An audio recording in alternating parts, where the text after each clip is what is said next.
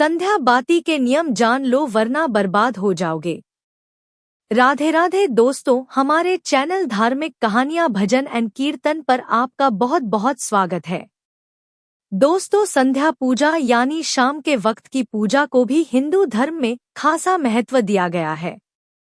यह वह वक्त है जब सूर्यदेव अस्त होते हैं और मान्यता अनुसार इस समय भगवान शिव और मां पार्वती धरती का गमन करते हैं। इसलिए शाम की पूजा को बहुत ध्यान से और सच्चे मन से करना चाहिए। चलिए जानते हैं कि संध्याकाल की पूजा किस तरह की जाती है और इस पूजा के समय किन किन बातों का ख्याल रखना चाहिए। संध्या पूजा के लाभ। संध्या पूजा करने से घर में धन का कभी अभाव नहीं होता है। नियमित रूप से संध्या पूजा करने वाले की अकाल मृत्यु नहीं होती है। शनिदेव और हनुमान जी की पूजा संध्या के समय विशेष प्रभावशाली होती है। शनि की पीड़ा से मुक्ति के लिए संध्या पूजा जरूर करनी चाहिए।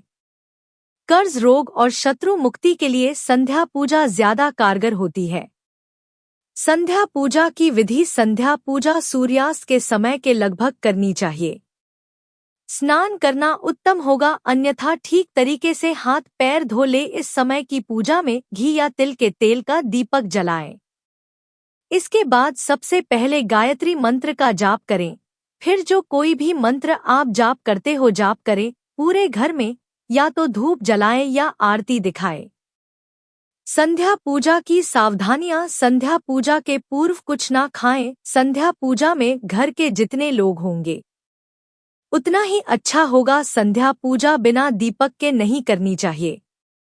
संध्या पूजा के बाद घर में बनने वाले भोजन को भगवान को जरूर अर्पित करें। शाम की पूजा में कभी भी घंटी नहीं बजानी चाहिए। सुबह की पूजा में भगवान को जगाने के लिए शंख और घंटी बजाई जाती है, लेकिन सायंकाल की पूजा के वक्त भगवान शयन के लिए जाते हैं। इसलिए शंख या घंटी बजाकर उनकी नींद में खलल नहीं डालना चाहिए। इसलिए शाम की पूजा में शंख और घंटी नहीं बजानी चाहिए। शाम की पूजा में आप भगवान को फूल चढ़ा सकते हैं, लेकिन इस बात का ध्यान रखें कि शाम की पूजा के वक्त पेड़ से फूल तोड़ने की गलती ना करें। अगर आपको फूल चढ़ाने हैं तो आप पहले ही पेड़ों से फूल तोड़कर रख सकते हैं। दरअसल शाम के वक्त पेड़ों से फूल पत्ते तोड़ना गलत माना जाता है। शाम की पूजा का एक तय वक्त निर्धारित होता है। सूर्य अस्त होने से 1 घंटा पहले या सूर्यास्त होने के 1 घंटा बाद तय वक्त पर ही सायंकाल की पूजा करनी चाहिए। शाम के वक्त सूर्यदेव की पूजा कभी नहीं करनी चाहिए। उनकी पूजा का वक्त हमेशा सुबह ही होता है। इसलिए शाम के वक्त सूर्यदेव की पूजा ना करें। कभी भी संध्या काल की पूजा रात्रि में नहीं करनी चाहिए। ऐसा करने से देवगण नाराज होते हैं, जिससे आर्थिक संकट पैदा हो सकता है। सायंकाल की पूजा के समय तुलसी के पौधे के आगे दीपक जलाना अच्छा माना जाता है, लेकिन इस समय तुलसी के पत्ते नहीं तोड़ने चाहिए। इतना ही नहीं, सायंकाल की पूजा में तुलसी के पत्तों को भी नहीं चढ़ाना चाहिए। संध्या पूजा में दीपक जलाने के नियम। एक कहाँ रखे दीपक। ज्योतिष शास्त्र की माने तो पूजा करते समय केवल दीप जलाना ही पर्याप्त नहीं है, बल्कि उसे कहाँ रखना है यह भी जानना उतना ही जरूरी है। इसलिए दीप को हमेशा भगवान की तस्वीर के ठीक सामने रखना चाहिए। इसके अलावा अगर घी का दीपक जला रहे हैं तो उसे अपने बाएं हाथ की ओर रखें, और तेल का दीपक जला रहे हो तो उसे अपनी दाईं ओर रखें। 2 कैसी होनी चाहिए बाती। बहुत से लोग हर तरह के दीप में एक ही बाती का इस्तेमाल करते हैं, लेकिन घी और तेल की बाती अलग अलग होनी चाहिए। अगर आप घी का दीपक जला रहे हो तो दीप में रुई की बाती रखें, लेकिन अगर तेल का दीपक जलाएं तो उसमें लाल धागे की बाती बनाएं। ऐसा करना शुभ माना जाता है। 3 किस दिशा में जलाएं दीपक। बहुत से लोग घर के कोनों में भी दिया जलाते हैं, लेकिन ध्यान रखें कि दीपक को कभी भी पश्चिम दिशा में ना रखें। ऐसा करने से आर्थिक परेशानियों का सामना करना पड़ सकता है। साथ ही दीपक को इस तरह से भी ना रखें कि उसकी रोशनी दक्षिण साउथ दिशा की ओर पड़े। शाम के समय घर के मुख्य द्वार पर दीपक जलाना भी शुभ होता है। 4 किस समय जलाएं दीप? जब मन करे तब भगवान की पूजा कर ली या दीपक जला लिया। ऐसा करने से नुकसान हो सकता है, इसलिए सुबह 5 बजे से लेकर 10 बजे तक और शाम में 5 बजे से 700 बजे के बीच में ही दीप जलाना चाहिए।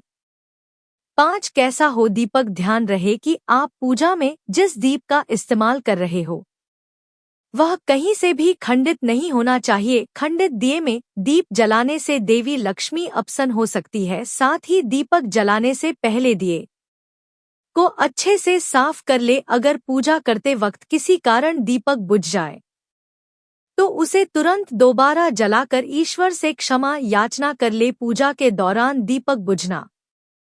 दोस्तों, धर्मशास्त्रों के मुताबिक पूजा के दौरान दीपक के बुझ जाने का अर्थ यह होता है कि देवी देवता आपसे नाराज है। ऐसा होने पर पूजा करने वाले की मनोकामनाएं पूर्ण होने में बाधा आती है। ऐसी स्थिति में हाथ जोड़कर ईश्वर से सच्चे मन से क्षमा मांग सकते हैं और दोबारा से दीपक प्रज्वलित कर सकते हैं। पूजा के दौरान दीपक बुझ जाने का एक अर्थ यह भी होता है कि व्यक्ति सच्चे मन से ईश्वर की आराधना नहीं कर रहा है। इसकी वजह मोबाइल का इस्तेमाल या दूसरी बातों का ध्यान हो सकता है। ऐसे में बेहतर रहेगा कि पूजा अर्चना से पहले आप अपने सारे गैजेट्स बंद कर दें। किसी अनिष्ट का संकेत होता है। दीपक का बुझना। आरती के समय दीपक का बुझना किसी अनिष्ट के होने का संकेत होता है। ऐसे में बेहतर रहेगा कि पूजा शुरू करने से पहले आप उसमें पर्याप्त घी तेल डाल ले। साथ ही उसकी बाती की लंबाई भी एक बार जांच ले। अगर आप इन सावधानियों का ध्यान रखेंगे तो निश्चित रूप से दीपक देर तक जलता रहेगा। दीपक जलाने से पहले कूलर पंखे बंद कर दें। आप जिस जगह पूजा कर रहे हो वहां पर कूलर पंखे बंद कर दें। साथ ही यह भी सुनिश्चित करें कि दीपक पर तेज हवा ना पड़ रही हो। अगर उस तक तेज हवा आ रही हो तो किसी चीज से उसकी ओट कर दे जिससे वह बुझने ना पाए। पूजा के समय दीपक बुझने से नहीं पूरी होती मनोकामना। ज्योतिष शास्त्र के अनुसार ऐसा माना जाता है कि पूजा के दौरान अगर दीपक बुझ जाए तो पूजा करने वाले की मनोकामना पूरी होने में बाधा आती है। पूजा में दीपक बुझ देवताओं की अप्रसार के समय दिया बुझना इस बात का संकेत है कि व्यक्ति ईमानदारी से भगवान की पूजा नहीं कर रहा है। हालांकि दीपक के बुझने के और भी कई कारण हो सकते हैं। विद्वानों का मत है कि यदि किसी पूजा के दौरान दीपक बुझ जाए तो आप हाथ जोड़कर भगवान से क्षमा मांग सकते हैं और फिर से दीपक जला सकते हैं। पूजा आरती करते समय ध्यान रखने योग्य बातें। दोस्तों, ज्योतिष के अनुसार पूजा आरती के दौरान दीपक के संबंध में कुछ विशेष सावधानियां बरतना बहुत जरूरी है।